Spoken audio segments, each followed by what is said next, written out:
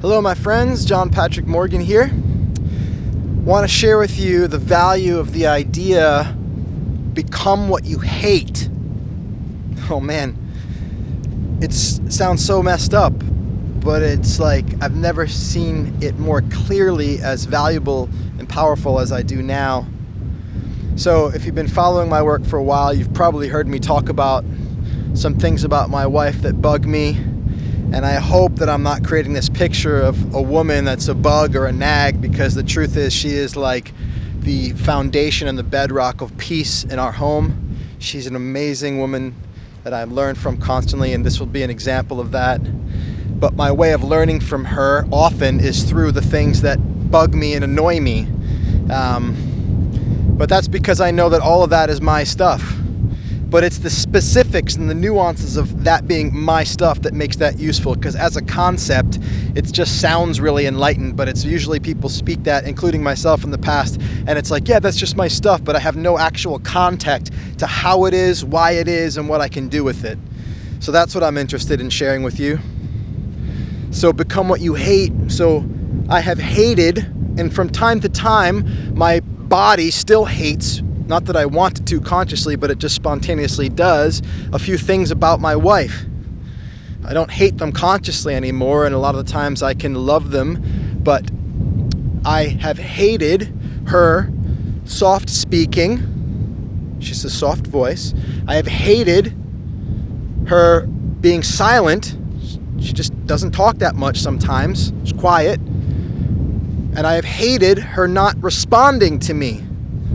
I've hated that stuff, and when I say I've hated it, it's annoyed me, it's bugged me, I've given her shit for it, gotten frustrated with it, tried to tell her she should be different.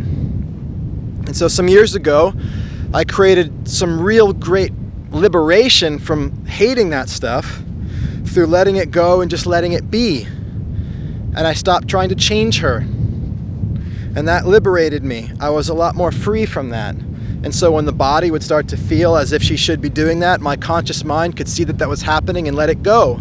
And I was free from that. And over time, the body stopped giving me so much of that feeling as often, and it wasn't as strong because I was meeting it consciously more often and letting it go.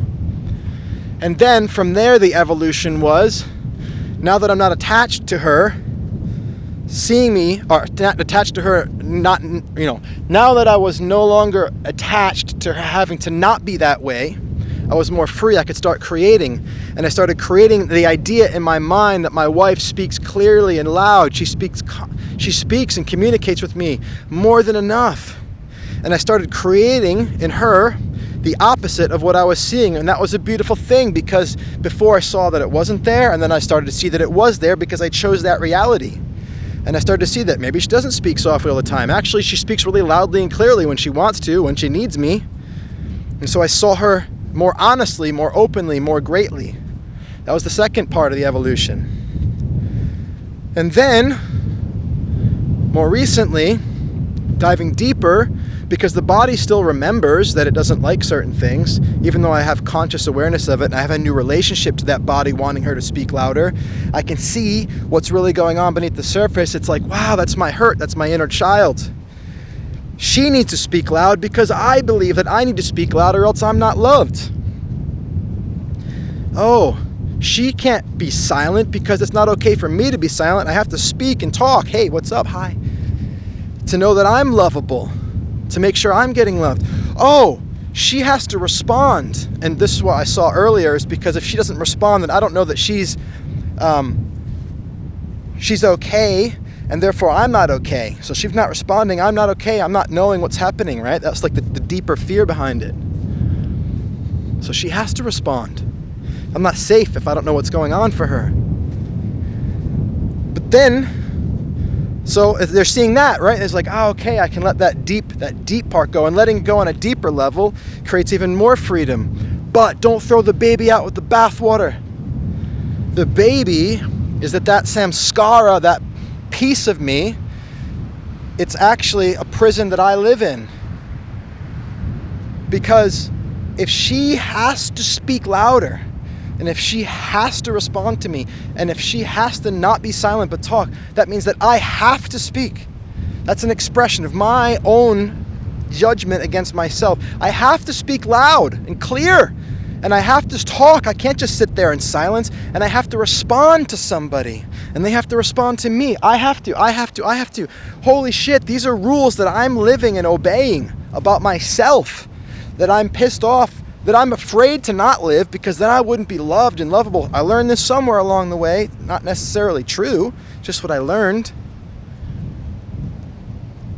And so, become what you hate. It's like, fuck. It's not just a matter of letting go of that. It's actually being the opposite. Break the fucking rules actually means that my job is to shut the fuck up. Be silent. Lower your voice. Be soft-spoken. Don't feel the need to respond to everybody. What's that about? Fuck, this blew my mind. I have to respond to everybody because I have to manage their emotions and how they're feeling so that I know that they love me and they're happy and I'm safe. Fuck. I'm compelled to respond. I'm projecting onto my wife when she doesn't. I'm compelled to speak loudly and clearly. I'm compelled. I have no choice but to use a loud voice to be heard. I'm not free if I have to speak loud. I'm not free if I have to speak. I'm not free if I have to respond. So holy shit, this woman in my house that's being these things that I hate is actually that thing that I want to be in my deepest heart. My longing is to not have to talk to be loved. My longing is to not have to respond in order to know that I'm lovable and loved. My longing is to know that I don't have to shout and speak so loud and still be lovable. So look at that.